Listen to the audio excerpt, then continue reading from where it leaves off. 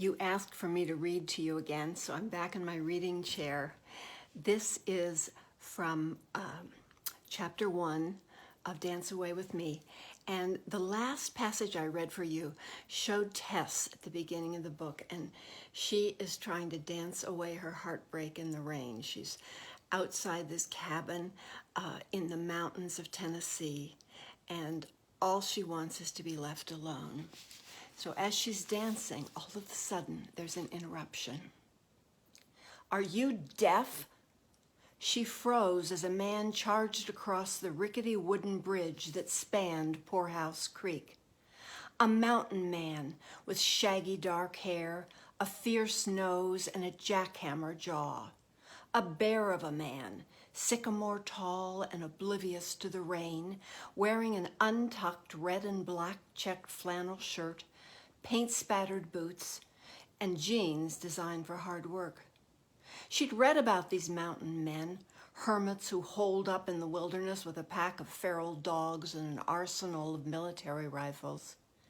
They went without human contact for months, for years, until they forgot their origins. She stood there immobilized in her old bikini underpants and a wet white cotton tank top that strained over her breasts, braless, furious, half wild herself, and very much alone. He charged toward her, oblivious to the rain, the wobbly wooden bridge swaying behind him. "I put up with this crap yesterday afternoon and yesterday evening and at 2:00 this morning, but I'm not putting up with it any longer." She took him in with a series of quick impressions. Defiant waves in the unruly, too long hair that curled wet against his neck. His workman's clothes were rumpled, and a dozen different colors of paint spattered his cracked leather boots. His beard stubble wasn't long enough for a crazed hermit, but he looked crazed nonetheless.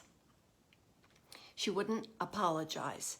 She'd done enough apologizing back home for the burden her grief had put on her friends and her coworkers, and she wouldn't do it here.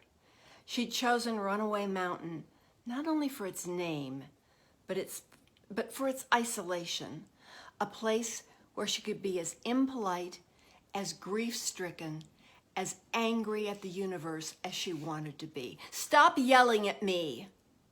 "Well, how else are you going to hear me?" He snatched up her Bluetooth speaker from its dry spot underneath the splintered remains of a picnic table. "Put that down!" He jabbed at the power switch with a big, blunt-fingered paw, shutting off the music. "How about a little common courtesy?" Courtesy? She relished having an outlet for the injustice life had thrown at her. "That's what you call storming down here like a wild man? If you had any respect for all this," he made a slashing gesture toward the trees in Poorhouse Creek, the harsh lines of his face so rough-hewn they could have been carved with a chainsaw. "If you had any respect, I wouldn't have had to storm down here." And then she saw it. The moment he became aware of her dress or undress. Eyes the color of slate grazed her disparagingly. But disparaging of what? Of her wet, tangled hair, of her body, heavier than it should be from trying to suffocate herself with food, her legs, her ratty underwear, or maybe just her audacity for taking up space on this planet. Who was she kidding? With her breasts straining against a wet tank top, she must look like a grotesque cliche of a drunken college girl on a Cancun spring break. Her head swam high on the rush of her anger.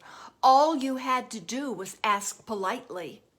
His gaze cut through her, his voice a low, deep growl. "Yeah, I'm sure that would have worked." She was clearly in the wrong, but she didn't care. "Who are you?" "Someone who'd like a little peace and quiet. 2 words you don't seem to comprehend." No one had reprimanded her since her husband had died. Instead, they all acted as if they were still standing in the funeral parlor with its overstuffed furniture and nauseating smell of stargazer lilies.